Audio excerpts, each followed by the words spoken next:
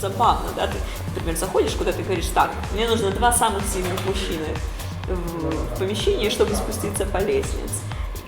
Я с этим научилась жить, да, я с этим шучу, мне моя жизнь.